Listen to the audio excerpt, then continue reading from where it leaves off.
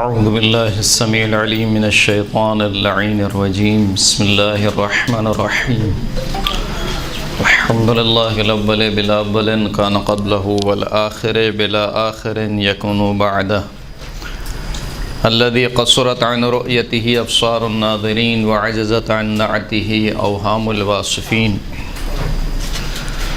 الصلاة والسلام على اشرف الانبیاء والمرسلین وخاتم النبیین سیدنا و نبینا و مولانا و مولا الثقلین جد الحسن والحسین ابی القاسم محمد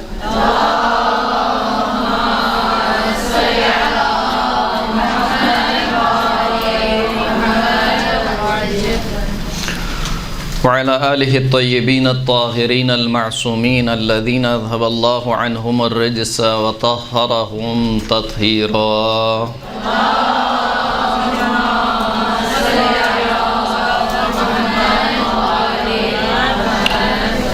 واللعنة الدائمة على أعدائهم أجمعين أما بعد فقد قال الله سبحانه وتعالى في كتابه المجيد بسم الله الرحمن الرحيم وَكَأَيٍّ مِّن دَابَّةٍ لَا تَحْمِلُ رِزْقَهَا وَاللَّهُ يَرْزُقُهَا وَإِيَّاكُمْ وَهُوَ السَّمِيعُ الْعَلِيمُ صلاۃ پڑھیں محمد و آل محمد۔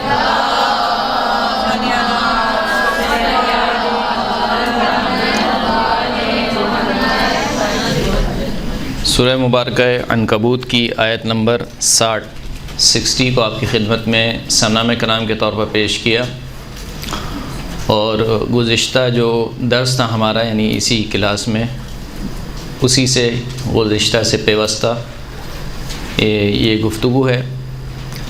رزق کے موضوع پر پچھلا درس تھا، اور آج جو موضوع ہے وہ ہے کہ رزق میں برکت کے اسباب کیا ہیں، یعنی انسان کیا اعمال انجام دے یا کیا عمل کرے کہ اس کے رزق میں برکت ہو۔ آیت میں خداوند کریم ارشاد فرماتا ہے کہ وَكَأَيٍّ مِّن دَابَّةٍ لَا تَحْمِلُ رِزْقَهَا، کتنے ہی ایسے جاندار ہیں، چوپائے ہیں کہ تم ان کا رزق نہیں اٹھائے ہوئے۔ اللہ یرزقها وَإِيَّاكُمْ، خداوند کریم ہے جو تمہارے چوپاؤں کو بھی رزق دیتا ہے اور تمہیں بھی رزق دیتا ہے۔ وَهُوَ السَّمِيعُ الْعَلِيمُ، اور خداوند کریم سننے والا بھی ہے اور جاننے والا بھی ہے۔ برکت کا جو مفہوم ہے ہمارے ذہنوں میں، اس سے کیا مراد لیا جاتا ہے؟ یعنی اگر آپ کے سامنے کوئی کہے کہ اللہ میرے رزق میں برکت عطا فرمائے، اس کا مطلب کیا ہے؟ برکت کا مفہوم کیا ہے؟ جی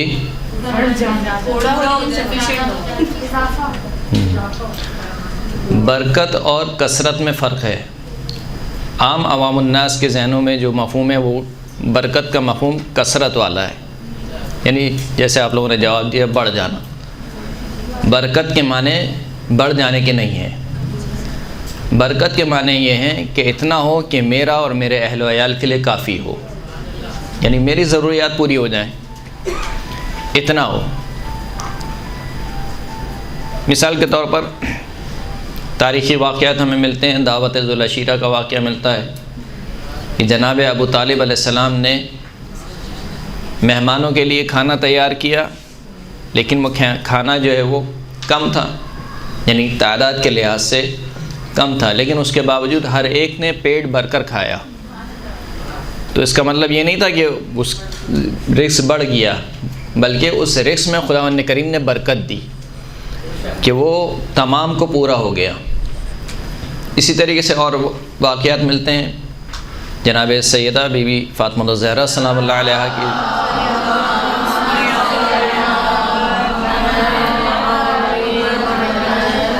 بی بی کی زندگی کا بھی ایک واقعہ ملتا ہے، جسے زمخشری نے بھی اپنی کتاب میں نقل کیا ہے۔ بہرحال تو برکت کا جو معنی ہے وہ کثرت کے نہیں ہے، برکت کے معنی یہ ہوتے ہیں کہ خداوند کریم مجھے اتنا رزق دے کہ پھر مجھے کسی اور کے آگے ہاتھ پھیلانے کی ضرورت نہ ہو، یعنی میری ضروریات پوری ہو جائیں، میری اور میرے اہل و عیال کی ضروریات پوری ہو جائیں۔ ایک صلوات پڑھیں محمد و آل محمد۔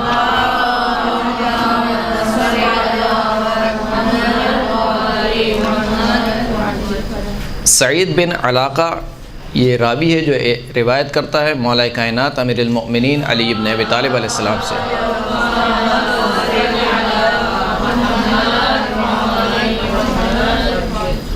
مولانا نے ارشاد فرمایا کہ الا انبئکم بعد ذلک بما یزید فی الرزق، کیا میں تمہیں خبر نہ دوں کہ جس کے ذریعے سے تمہارے رزق میں اضافہ ہو؟ قالوا بلا، اصحاب نے کہا کہ یقیناً آپ ہمیں خبر دیجئے۔ فرمایا کہ الجمع بین الصلاتین یزید فی الرزق، دو نمازوں کو جمع کرنا رزق میں اضافے کا باعث بنتا ہے۔ والتعقیب بعد الغداۃ وبعد العصر یزید فی الرزق، صبح کی نماز کے بعد تعقیبات پڑھنا یہ رزق میں اضافے کا سبب بنتا ہے۔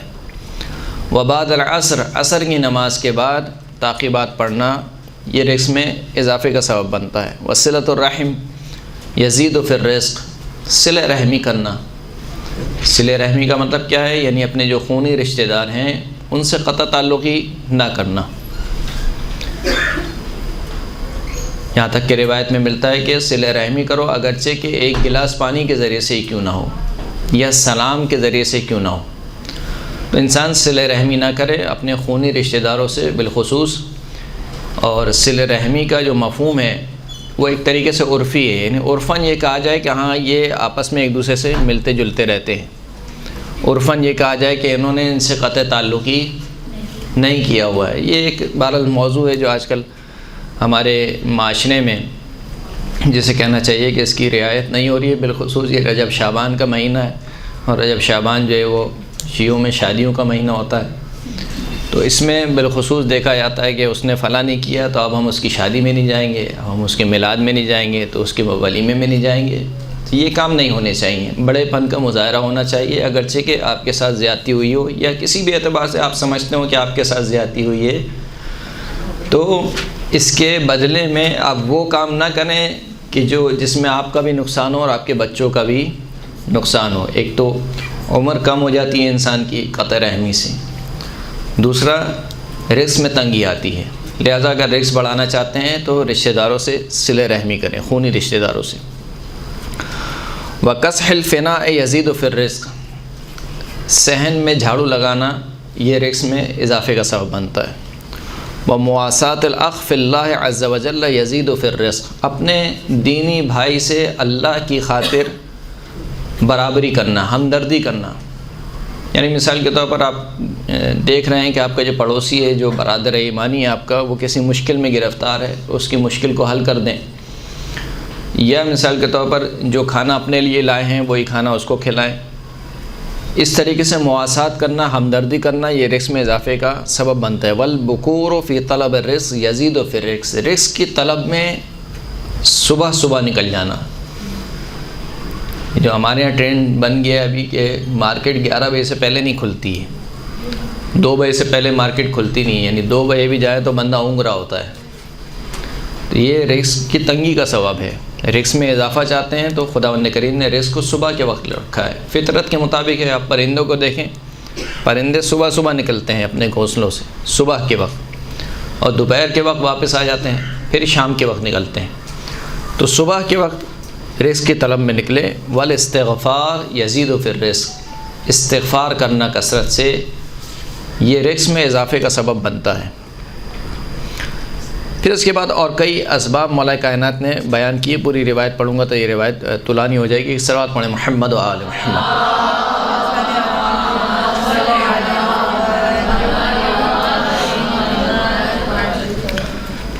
اسی طریقے سے اگر سجدے میں ایک دعا پڑھے جو پہلے پڑھی جاتی تھی، ہمارے یہاں آج کل شاید نہیں پڑھی جاتی ہے، اس کے علاوہ کوئی اور دعا پڑھی جاتی ہے آخری سجدے میں، جو دعا پڑھی جاتی ہے نماز کے آخری سجدے میں، یا خیر المسئولین یا خیر المعطین ارزقنی ورزق عیالی من فضلک الواسع فانک ذو الفضل العظیم، اے وہ ہستی جو سوال کرنے والوں میں سے سب سے بہترین ہستی ہے، یعنی جن سے سوال کیا جاتا ہے ان میں سے سب سے بہترین ہستی، یعنی جن سے مانگا جاتا ہے ان میں سب سے بہترین ہستی خداوند کریم ہے، کہ جو مانگنے والے کو ذلیل نہیں کرتا، جو مانگنے والے کو رسوا نہیں کرتا، جو مانگنے والے کی آبرو ریزی نہیں کرتا، اس کی آبرو کو رکھتے ہوئے اس کو اس کی اوقات سے زیادہ عطا کرتا ہے۔ وَيَا خَيْرَ الْمُعْطِينَ، اور عطا کرنے والوں میں سب سے بہترین ہستی خداوند کریم کی ہے۔ یعنی عطا کرنے والوں میں کون ہے جو خداوند کریم سے بہتر ہو، کہ جس کے خزانے میں کوئی کمی نہیں ہے۔ خداوند کریم فرماتا ہے کہ خدا کے پاس خزائن ہے، خزائن جمع ہے خزانے کی، یعنی ایک دو خزانے نہیں ہیں خدا کے پاس، خزائن ہیں، بہت سارے خزانے ہیں۔ اور کیسے خزانے ہیں؟ ما عندکم، جو کچھ تمہارے پاس ہے وہ ختم ہو جانے والا ہے، وما عند اللہ ہے، جو خداوند کریم کے پاس ہے وہ باقی رہنے والا ہے۔ قرآن مجید کی آیت ہے۔ ارزقنی وارزق عیالی من فضل، خداوند کریم مجھے اپنے فضل سے، مجھے اور میرے اہل و عیال کو اپنے فضل سے عطا فرما۔ کون سا فضل؟ جو بہت واسع، واسع یعنی وسعت رکھتا ہے بہت۔ فضل واسع سے مراد کیا ہے؟ یعنی خداوند کریم دیتے وقت یہ نہیں سوچتا کہ یہ میرا ماننے والا ہے یا میرا ماننے والا نہیں ہے۔ یعنی وہ خداوند کریم جس نے فرعون کو بھی عطا کیا۔ کون فرعون؟ جو خدا کا رقیب ہے، یعنی خدا کی برابری کرنے چلا ہے، اس کے باوجود یہ نہیں کہا کہ کیونکہ یہ میری برابری کرنے چلا ہے میں اس کا ریکس بند کر دوں گا۔ فرعون، شداد، نمرود، ان سے بڑھ کر اور کون ہوں گے جو خدا کا کفر کرنے والے ہیں۔ تو وہ دیکھتے وقت یہ نہیں سوچتا کہ یہ میرا ماننے والا ہے یا میرا ماننے والا نہیں ہے۔ ابھی جو آپ دعائیں پڑھ رہی ہیں، دعائیں ماہ رجب، اس میں بھی کیا کہتی ہیں؟ یا من ارجو لکل خیر، اے وہ ہستی کہ جس سے ہر خیر کی امید رکھتی ہوں میں۔ وآمنوا سخطہ، کبھی کبھار ایسا ہوتا ہے انسان روز کی دعا بھی بھول جاتا ہے۔ ایک صلوات پڑھیں محمد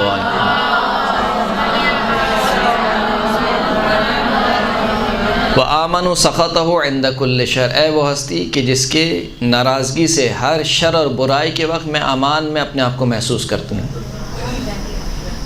یا من یعطی القلیل بالکثیر، اے وہ ہستی جو قلیل کے مقابلے میں کثیر عطا کرتی ہے۔ یعنی ہم جو نماز پڑھتے ہیں، اولاً تو یہ ایسی نماز ہے ہی نہیں کہ اس کے مقابل میں کوئی دیا جائے، درست ہے؟ یعنی ہم جو نماز اور روزہ اور خدا کی عبادات انجام دیتے ہیں، یہ اس قابل ہی نہیں ہے کہ اس کے مقابل میں کچھ دیا جائے، بلکہ ائمہ اطہار نے جو ہمیں سلیقہ سکھایا ہے وہ بالکل برعکس ہے۔ جب کسی نے شکایت کی، چوتھے امام، امام زین العابدین علیہ الصلوۃ والسلام،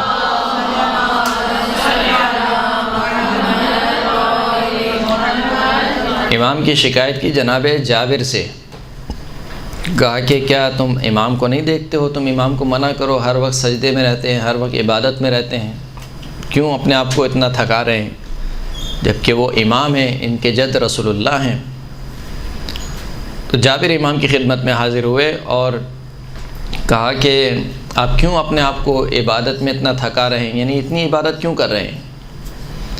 یعنی عبادت سے منع نہیں ہے، لیکن ہر وقت عبادت میں رہنا، ہر وقت سجدے میں رہنا، یہ کام کیوں کر رہے ہیں؟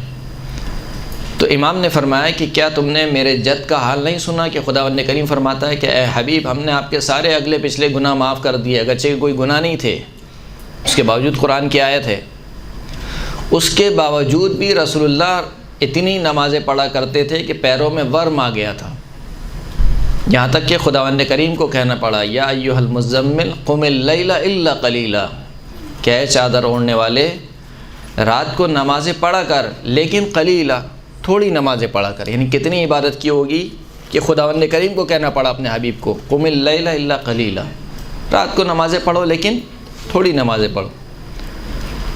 تو جو میرے جد نے جواب دیا تھا وہی میرا جواب ہے، الا اکون عبدا شکورا، کیا میں خداوند کریم کا شکر گزار بندہ نہ بنوں؟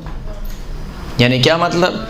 یعنی اہل بیت اطہار نے فلسفہ یہ دیا کہ لوگ عبادت اس وجہ سے کرتے ہیں کہ پروردگار سے کچھ لینا ہے، دنیا عبادت اس وجہ سے کرتی ہے کہ پروردگار سے کچھ ملے گا، آل رسول اس وجہ سے عبادت کرتے ہیں کہ بہت کچھ پروردگار سے لے لیا ہے،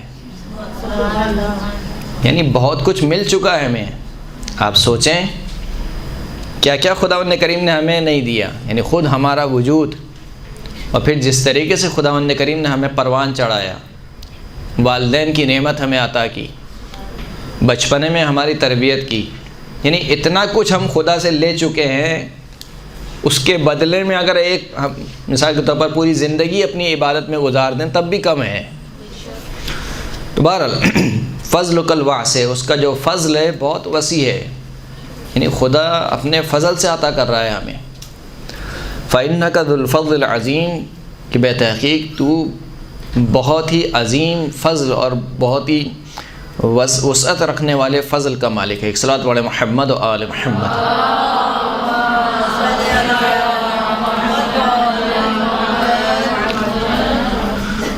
حسین ابن مسلم کہتا ہے کہ میں نے پانچویں امام سے عرض کی کہ جعلت فداک انہم یقولون ان النوم بعد الفجر مکروہ۔ میں نے امام کی خدمت میں عرض کی کہ میری جان آپ پر فدا ہو، لوگ یہ کہتے ہیں کہ فجر کے بعد سونا مکروہ ہے، نہ سویا جائے۔ کیوں؟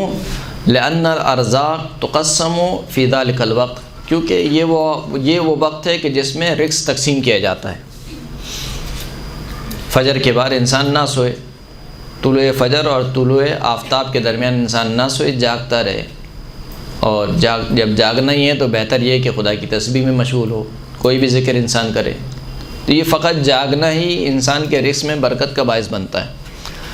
تو کہا کہ لوگ یہ کہتے ہیں کہ فجر کے بعد سونا مکروہ ہے کیونکہ اس وقت میں رزق تقسیم ہوتا ہے۔ امام نے فرمایا کہ فقال الارزاق موظوفۃ مقسومہ، جہاں تک رزق کی بات ہے تو وہ تو تقسیم ہو چکا ہے۔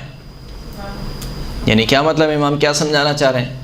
یعنی کہا کہ اگر تم یہ کہتے ہو کہ اس وقت میں رزق تقسیم ہوتا ہے، اس کا مطلب ہے کہ جو سو رہا ہے اس کو رزق نہیں ملنا چاہیے۔ کتنے افراد سو رہے ہیں؟ سب تو جاگے ہوئے نہیں ہیں، تو جتنے افراد سو رہے ہیں اس کا مطلب ہے کہ ان کی آج کے رزق کی چھٹی ہو گئی، جبکہ خداوند کریم دے رہا ہے۔ تو امام فرماتے ہیں کہ ارزاق جو رزق ہیں وہ تو تقسیم ہو چکے ہیں، یعنی جس کو جتنا رزق ملنا ہے وہ ملنا ہے، چاہے وہ سوئے چاہے وہ جاگے، وہ رزق اس کو ملنا ہے۔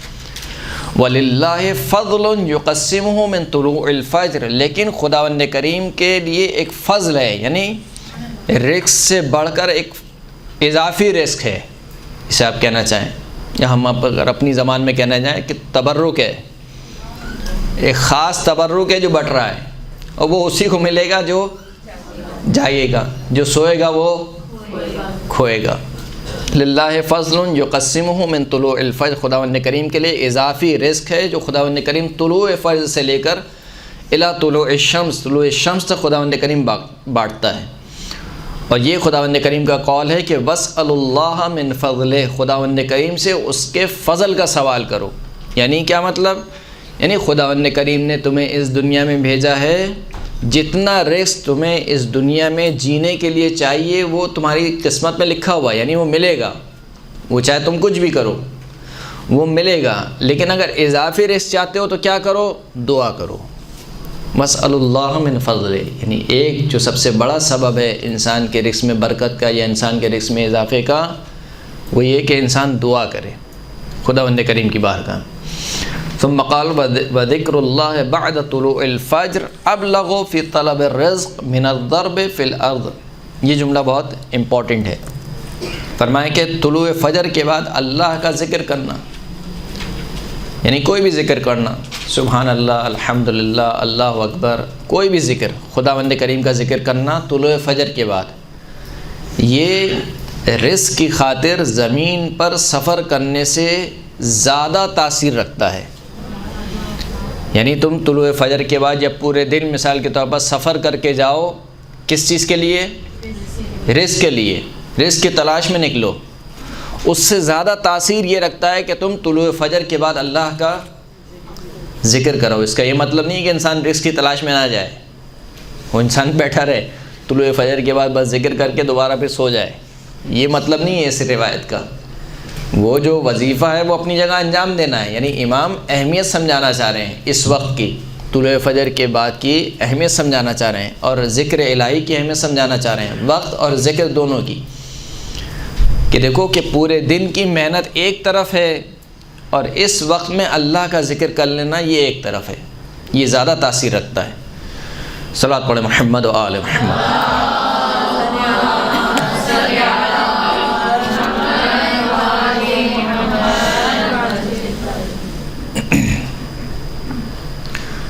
اگر ہم اس کو پوائنٹ وائز ذکر کریں کہ وہ کون سے اعمال ہیں کہ جن کی وجہ سے رزق میں اضافہ ہوتا ہے یا رزق میں برکت ہوتی ہے، تو پوائنٹ وائز اس طریقے سے ذکر ہوگا۔ پہلا پوائنٹ مثال کے طور پر استغفار ہے، انسان استغفار کرے۔ مولا کائنات فرماتے ہیں الاستغفار یزید فی الرزق، استغفار رزق میں اضافے کا سبب بنتا ہے۔ مولا نے جناب کمیل سے ارشاد فرمایا کہ اذا ابطأت الارزاق علیک فاستغفر اللہ یوسع علیک فیہا، اگر رزق پہنچنے میں تم پر دیر ہو جائے، یعنی کیا مطلب، تم پہ تنگی آ جائے، ہر جگہ سے کوشش کر لی تمہیں رزق نہیں مل رہا ہے، دیر ہو جائے رزق پہنچنے میں، فاستغفر اللہ، پس اللہ سے استغفار کرو۔ اگر تم یہ کام کرو گے تو کیا ہوگا، یوسع علیک فیہا، تو خداوند کریم تمہارے اوپر تمہارے رزق میں وسعت عطا فرمائے گا، برکت عطا فرمائے گا۔ اسی طریقے سے سفیان ثوری کو چھٹے امام نے وصیت کی، یعنی نصیحت کی، فرمایا کیا ہے، اذا استبطأت الرزق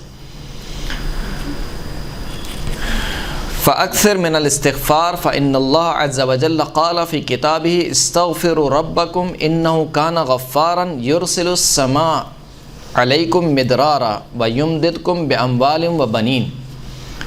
چھٹے امام نے فرمایا کہ دیکھو جب رزق پہنچنے میں تم تک دیر ہو جائے تو کیا کرو، فاکثر من الاستغفار، کثرت سے استغفار کرو، کثرت سے استغفار کرو، کیونکہ خداوند کریم قرآن مجید میں ارشاد فرماتا ہے، جناب نوح علیہ السلام کا یہ قول ہے اپنی قوم کے لیے کہ استغفروا ربکم، اپنے رب سے استغفار طلب کرو، مغفرت طلب کرو، انہ کان غفارا، کیونکہ خداوند کریم بہت زیادہ بخشنے والا ہے، بہت زیادہ مغفرت عطا کرنے والا ہے۔ اگر تم نے یہ کام کیا تو بدلے میں خداوند کریم کیا کرے گا، یعنی ہم یہ سمجھتے ہیں کہ استغفار کب کی جاتی ہے، جب انسان کوئی گناہ کرے۔ استغفار صرف گناہ کے وقت نہیں ہوتا ہے، استغفار اور توبہ میں فرق ہے۔ بہت سے لوگ سمجھتے ہیں کہ استغفار وہی توبہ ہے، توبہ اور استغفار میں فرق ہے۔ توبہ کیا ہے،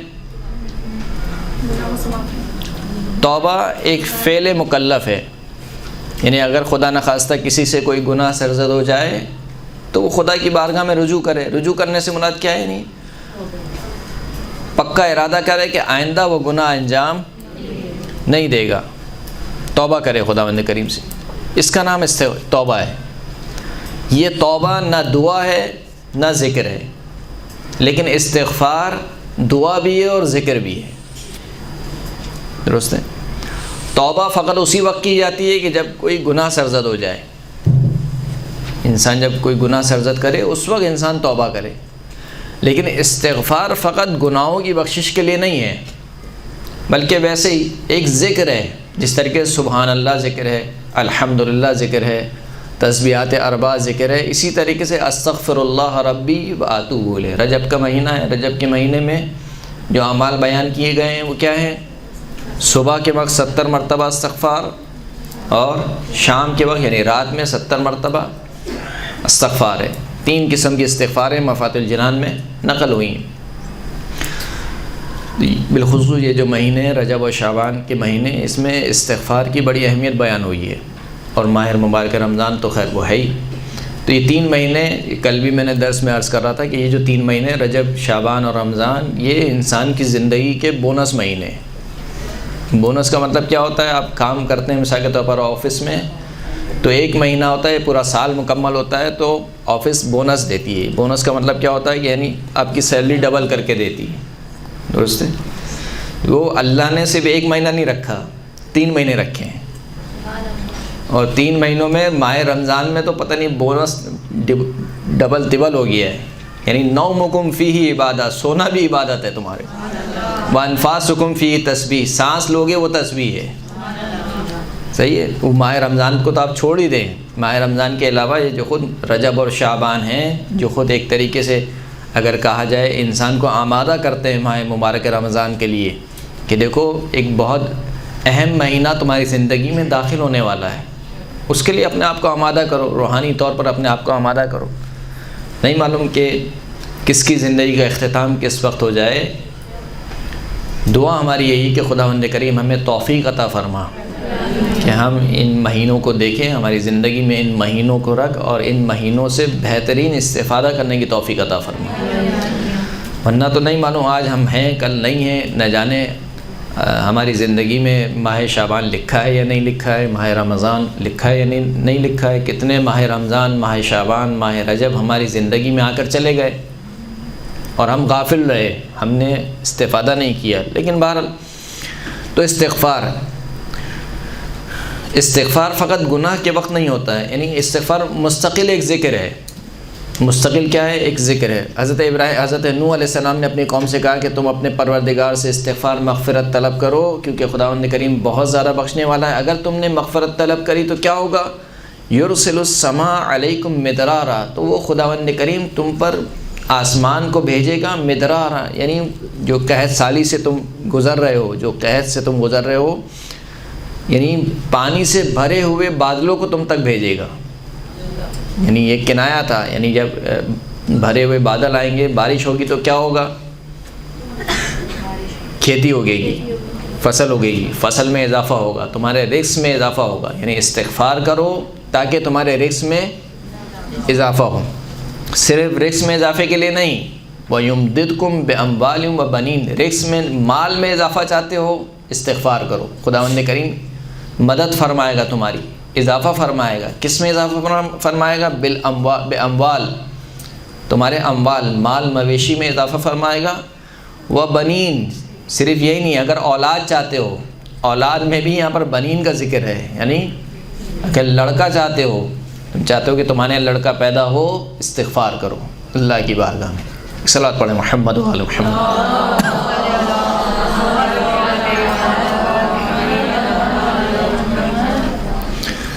یہ ایک سبب۔ دوسرا سبب، قرآن مجید کی تلاوت کی جائے۔ قرآن مجید کی تلاوت، جس گھر میں قرآن مجید کی تلاوت ہوتی ہے وہ گھر اہل آسمان کے لیے ایسے ہی چمکتا اور دمکتا ہے کہ جس طریقے سے زمین والوں کے لیے آسمان میں ستارے چمکتے ہیں۔ لہذا یہ جو قرأت قرآن ہے، میں اکثر محافل میں کہا کرتا ہوں، بالخصوص جو ایصال ثواب کی مجالس ہوتی ہیں ان میں ضرور زور دیا کرتا ہوں۔ پہلے تو لکھا جاتا تھا کہ قرآن خوانی اور مجلس سوئم، اب وہ قرآن خوانی ڈیلیٹ ہو گیا ہے، اب صرف مجلس سوئم رہ گئی ہے۔ کیوں؟ کیونکہ پڑھنے والے ہی نہیں ہیں، اور جب لکھا بھی جاتا تھا اس کو بھی بیچارے کوئی ایک دو کوئی بزرگ افراد بیٹھ جاتے تھے، وہ بیچارے پڑھتے رہے۔ تو یہ یعنی المیہ ہے ہماری قوم کا، اور بالخصوص یعنی مردے کو جو سب سے جلدی فائدہ پہنچانے والی چیز ہے وہ قرآن مجید کی تلاوت ہے۔ ایک صدقہ ہے، دوسرا قرآن مجید کی تلاوت ہے۔ یعنی بی بی فاطمہ الزہرا سلام اللہ علیہا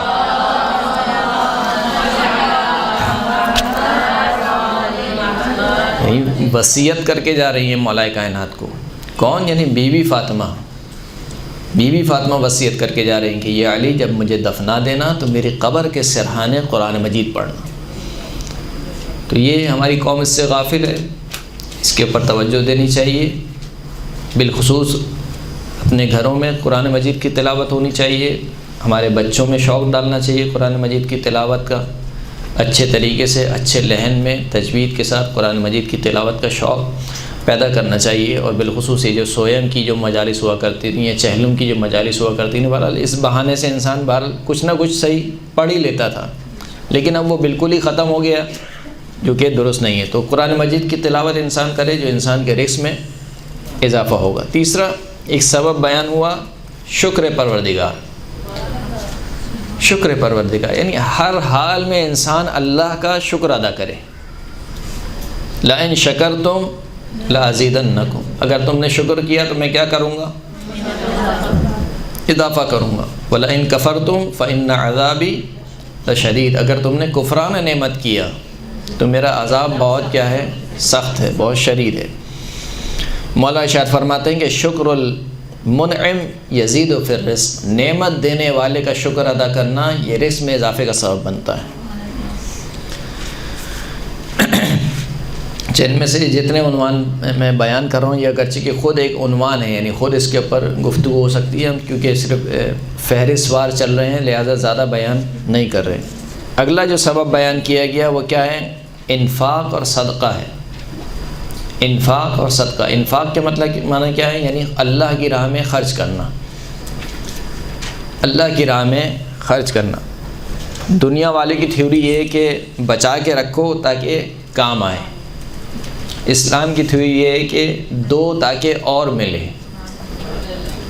یعنی میں نے کہیں ایک روایت نہیں دیکھی، میں شاید یہاں پر عرض کیا تھا یا کسی اور کلاس میں نے عرض کیا تھا کہ کوئی ایک روایت مجھے نہیں ملی ہے سیونگ کے اوپر، شرعی کیا ہو، تو بلکہ اس کے برعکس ملا ہے، کہا کہ اگر تنگ دست ہو، تم پہ روزی تنگ ہو گئی ہے، صدقہ دو۔ یعنی مولا وہ پہلے نہیں ہے اس کے پاس، کہا نہیں جبھی تو کہہ رہے ہیں نہیں یہ صدقہ دے تو ملے گا۔ تو اللہ کے پاس جو تھیوری ہے وہ یہ ہے کہ جو ہم نے تمہیں دیا ہے اس میں سے عطا کرو۔ انفاق کے اوپر نہ جانے کتنی آیات ہیں قرآن مجید کی، وَمِمَّا رَزَقْنَاكُمْ يُنْفِقُونَ یا مِمَّا رَزَقْنَاهُمْ يُنْفِقُونَ، جو رزق ہم نے ان کو دیا ہے اس میں سے انفاق کرتے ہیں۔ سورہ بقرہ کی ابتدائی آیت میں متقین کی صفات میں سے کہ جو رزق، اور اس کے علاوہ بھی کئی آیات ہیں گی، جو رزق ہم نے ان کو عطا کیا ہے اس میں سے کیا کرتے ہیں؟ انفاق کرتے ہیں، دیتے ہیں۔ تو صدقہ دینا انسان کے رزق میں برکت کا سبب بنتا ہے۔ بہت ساری اس کے اوپر روایات ہیں کہ بہرحال سب کو ذکر کرنا یہاں پر مقصود نہیں ہے۔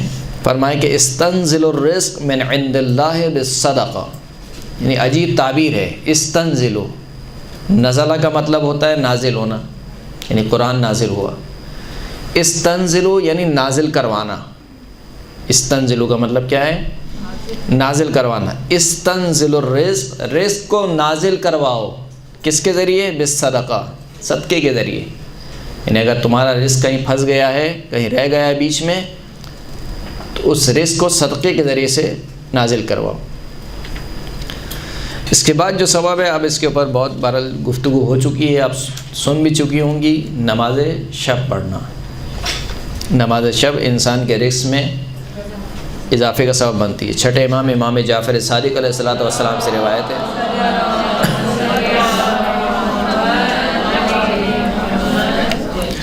فرماتے ہیں کہ صلاۃ اللیل تحسن الوجہ، اگر چہرے کی خوبصورتی چاہتے ہو نماز شب پڑھو۔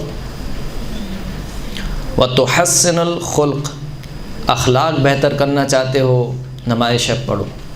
یعنی بعض لوگ ہوتے ہیں کہ آپ کو کہتے ہوئے بھی ملیں گے کہ یار ہم جتنا چاہتے ہیں مثال کے طور پر گالی نہیں دیں، لیکن گالی نکل جاتی ہے منہ سے، مثال کے طور پر، یا جتنا میں چاہوں اپنے بیوی بچوں پر غصہ نہیں کروں لیکن مجھے غصہ آ جاتا ہے۔ تو کہا کہ اگر اخلاق بہتر کرنا چاہتے ہو نماز شب پڑھو۔ وتطیب الریح، اور اگر اپنی خوشبو کو مرتب کرنا چاہتے ہو نماز شب پڑھو۔ وتدر الرزق، نماز شب کیا کرتی ہے؟ درہ کے معنی پتہ کیا ہوتے ہیں آپ کے؟ در اللبن، یعنی جب گائے کا دودھ دھویا جاتا ہے یا بکری کا دودھ دھویا جاتا ہے تو اس کو کہا جاتا ہے درہ، اور جب دودھ بہت زیادہ نکلے اس میں سے تو اس کو کہا جاتا ہے کہ در اللبن، یعنی اسے کہنا چاہیے کہ دودھ کی نہر پھوٹ پڑی ہے۔ فرمایا تدر الرزق، یعنی صلاۃ اللیل اس طریقے سے رزق کو بہاتی ہے جس طریقے سے گائے کا دودھ نکلتا ہے، تدر الرزق۔ وتقضی الدین، اور اگر قرضے کی ادائیگی چاہتے ہو تو نماز شب پڑھو۔ وتذہب بالہم، اگر کوئی پریشانی لاحق ہے، غمزدہ رہتے ہو کسی مسئلے میں، نماز شب پڑھو۔ وتجل البصر، بینائی کمزور ہو گئی ہے، نماز شب پڑھو۔ یعنی ان میں سے اگر ہر ایک کام کے لیے انسان اپنی پوری دنیا دے دے تب بھی کم ہے۔ یعنی اللہ آپ کی بینائی کو سلامت رکھے۔ آج ہم دیکھ رہے ہیں لہذا ہمیں قدر نہیں ہے۔ اگر اس سے پوچھیں کہ جس کے پاس بینائی نہیں ہے، اس سے اگر کہا جائے کہ اپنا سب کچھ دے دو اس کے بدلے میں تمہیں بینائی مل جائے گی، فوراً سے راضی ہو جائے گا کہ میں سب کچھ دینے کو تیار ہوں، بینائی مل جائے۔ تو ان میں سے ہر ایک وہ کام ہے کہ جس کے لیے ہم اپنی پوری دنیا دینے کو تیار ہیں، اور امام کہہ رہے ہیں کہ فقط ایک کام کر لو چھوٹا سا، وہ کیا ہے؟ نماز شب پڑھو۔ صلوات پڑھے محمد و آل محمد۔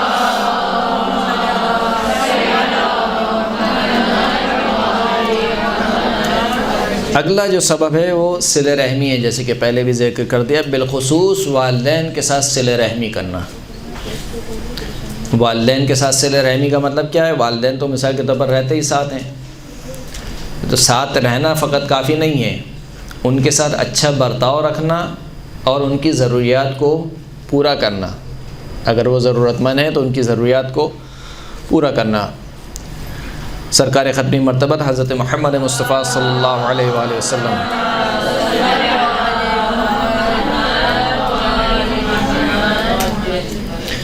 سرکار فرماتے ہیں کہ من سرہ ان یمد لہ فی عمرہ، جس کو یہ بات خوش کرتی ہو کہ اس کی عمر میں اضافہ ہو، طولانی ہو اس کی عمر، ویبسط فی رزقہ، اور اس کے رزق میں وسعت عطا کی جائے، اس کا رزق پھیلا دیا جائے، فلیصل ابویہ، بس اسے چاہیے کہ اپنے دونوں والدین کے ساتھ صلہ رحمی کرے، والدین کے ساتھ صلہ رحمی کرے. فَإِنَّ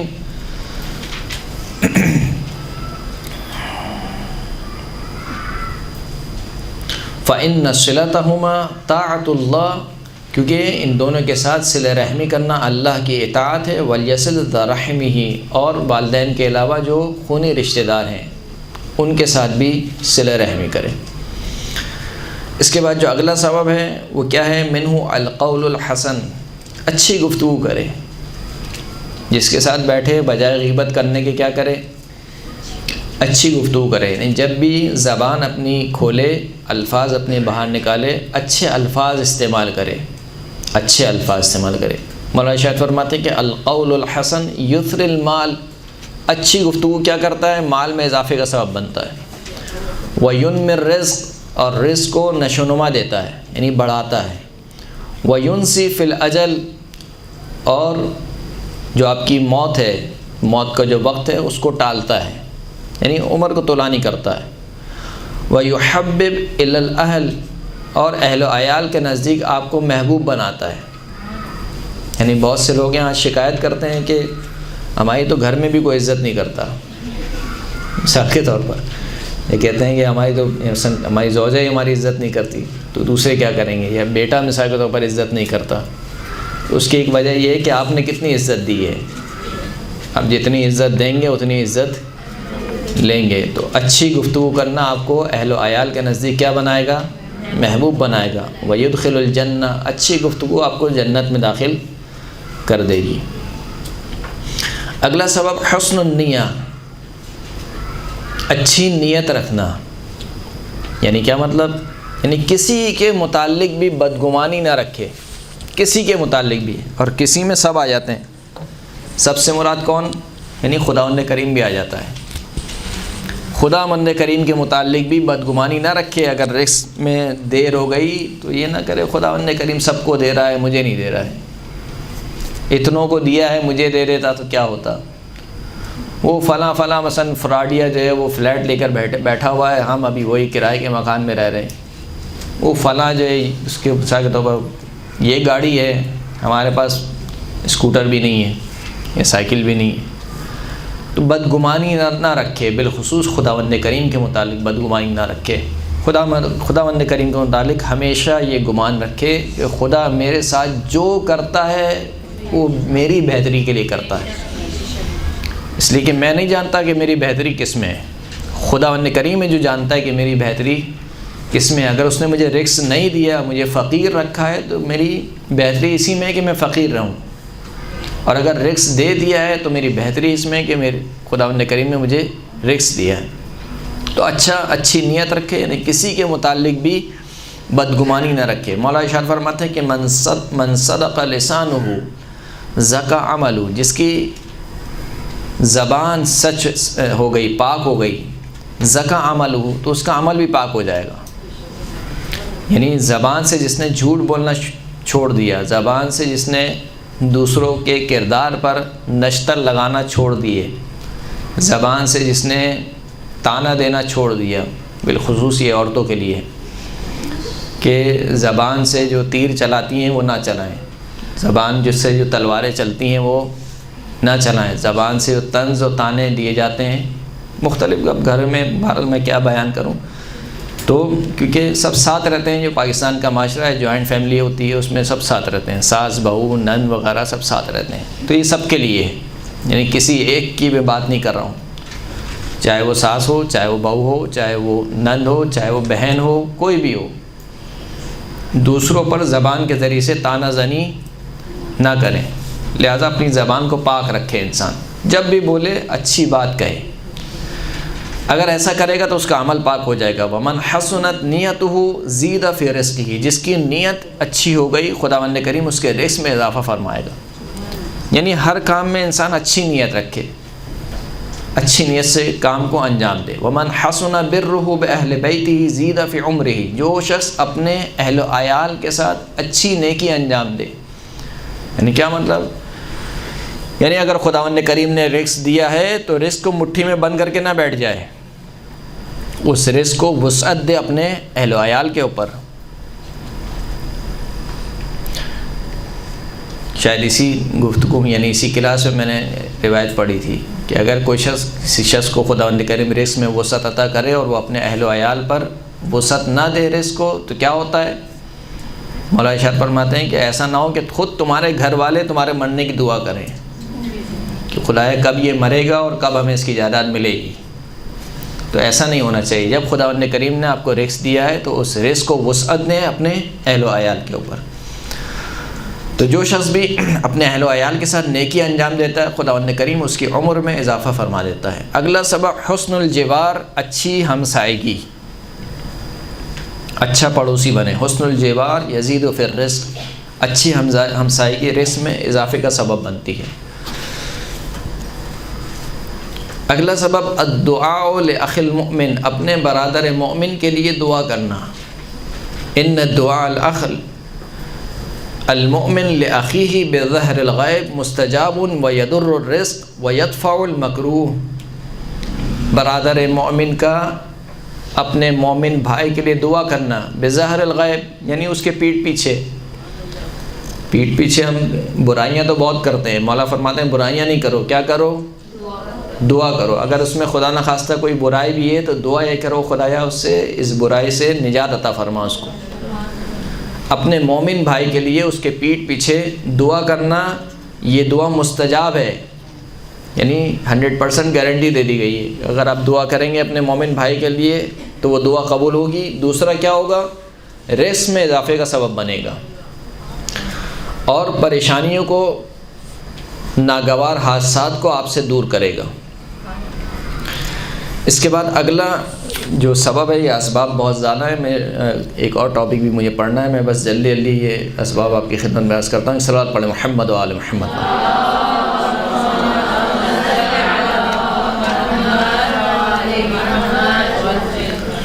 اگلا سبب جو بیان ہوا وہ ہے التزویج، شادی کرو۔ رزق میں تنگی ہے تو کیا کرو؟ شادی کرو۔ ہمارے کیا ہوتا ہے؟ سب سے پہلے پوچھتے ہیں لڑکا کیا کرتا کیا ہے، کماتا کیا ہے، درست ہے؟ جبکہ روایت میں برعکس ملتا ہے۔ خود قرآن مجید کی آیت ہے وَأَنكِحُوا الْأَيَامَ مِنكُمْ وَالصَّالِحِينَ مِنْ عِبَادِكُمْ وَإِمَائِكُمْ إِن يَكُونُوا فُقَرَاءَ يُغْنِهِمُ اللَّهُ مِنْ فَضْلِهِ، اگر وہ فقیر ہوں گے تو اللہ انہیں اپنے فضل سے بے نیاز کر دے گا۔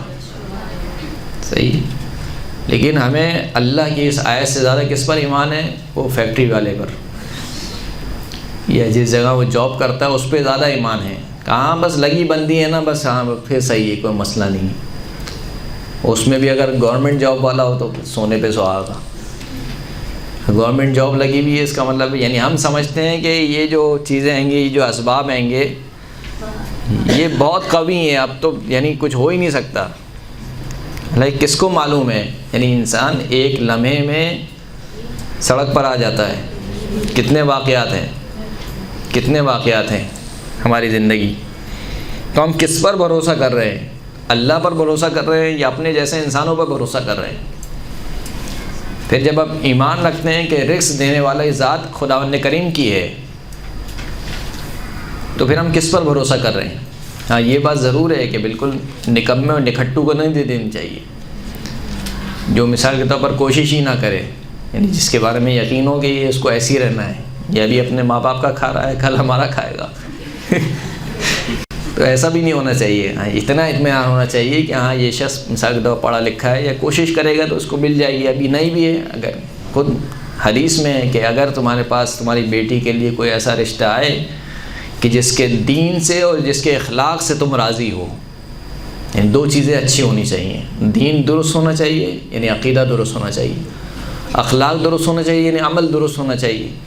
یہ دو چیزیں. یہ نہیں کہا کہ جو اگر تمہارے پاس رشتہ ہے اور بہت اچھی اس کی جاب ہو، یہ نہیں کہا کہ اگر کوئی ایسا رشتہ ہے تمہاری بیٹی کا کہ جس کے دین سے اور جس کے اخلاق سے تم راضی ہو اور پھر اس کے باوجود تم اسے منع کر دو بغیر کسی عذر کے، یعنی تمہارے پاس کوئی ایسا عذر نہ ہو اس کے منع کرنے کا، اس کے باوجود تم منع کر دو، تو اگر تم نے یہ کام کیا تو روئے زمین پر ایسا فساد پھیلے گا کہ پھر اس کو کوئی نہیں روک سکتا.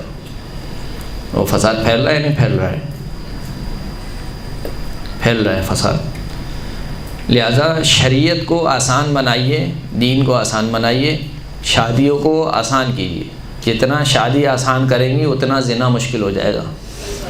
مسئلہ یہ ہے کہ زنا آسان ہوتا جا رہا ہے اور شادی مشکل ہوتی جا رہی ہے، بالخصوص جو ہمارے یہاں رسومات ہیں اس کی وجہ سے، اور بالخصوص جو ہماری معذرت کے ساتھ عرض کروں گا جو ہماری والدہ گرامی ہیں ان کے جو ارمان ہیں وہ ختم نہیں ہوتے ہیں کہ میرا تو یہ بھی ارمان ہے اور میرا ایک ہی بیٹا ہے، ایسے کیسے شادی ہو جائے گی، شادی ہو رہی ہے یا میت کا گھر ہے. یہ ساری چیزیں ہم خود مشکل کر رہے ہیں اپنی زندگی کو، یعنی ہم خود بھی مشکل کر رہے ہیں، اپنی نسل کے لیے بھی مشکل بنا رہے ہیں. زندگی دنیا کو بھی مشکل بنا رہے ہیں، آخرت کو بھی مشکل بنا رہے ہیں، دونوں چیزوں کو مشکل بنا رہے ہیں. نہیں ہونا چاہیے یہ کام. اور یہ کام دیگر رسومات میں بھی ہو رہا ہے. مثال کے طور پر کسی کے یہاں میت ہو جاتی ہے، اب فاتحہ کھلانا ہے. میت کے گھر کیسا کھانا ہونا چاہیے؟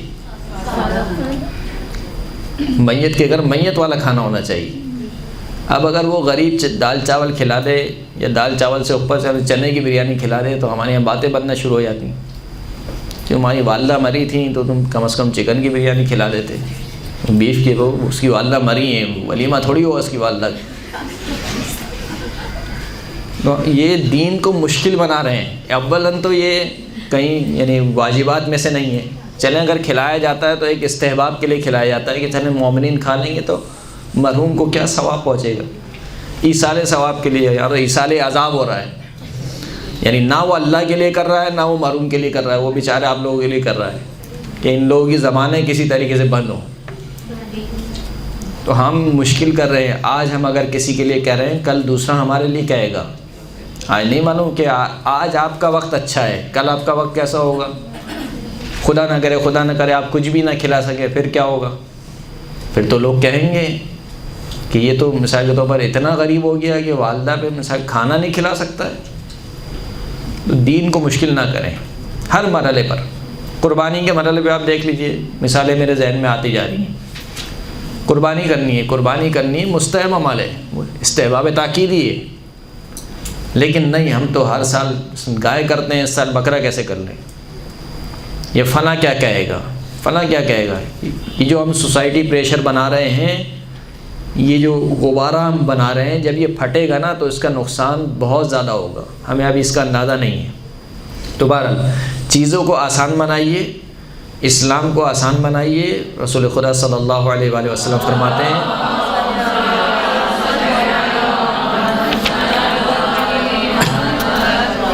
کہ مجھے آسان شریعت دے کر بھیجا گیا. آسان شریعت یعنی پچھلے انبیاء کو جو شریعت دی تھی ان میں سب سے آسان شریعت رسول خدا کی شریعت ہے، جو اس پر بھی عمل کرنا ہمارے لیے مشکل ہو رہا ہے. بہرحال تو فرماتے ہیں کہ مجھے سب سے آسان شریعت دے کر بھیجا گیا. یعنی آسان سے مراد یہ ہے کہ عمل کرنے میں آسان ہے. یعنی اگر انسان عمل کرنے پر آئے، والذین جاہدوا فینا لنہدینہم سبلنا، جو ہماری راہ میں کوشش کرتا ہے ہم اس کے لیے ہدایت کے دروازے کھول دیتے ہیں. کوشش آپ کو کرنی ہے. لیکن جو پہلے ہی سوچ کے بیٹھ جائے کہ مجھ سے تو ہو ہی نہیں سکتا، اتنی گرمی ہے میں حجاب پہن ہی نہیں سکتی مثال کے طور پر، تو آپ پہلی سوچ کے بیٹھ جائیں گے تو پھر نہیں ہو سکتا کچھ. کوشش آپ کو کرنی ہے، آگے ہاتھ کس نے؟ اللہ نے پکڑنا ہے آپ کو. اس صلاۃ پڑھے محمد و آل محمد.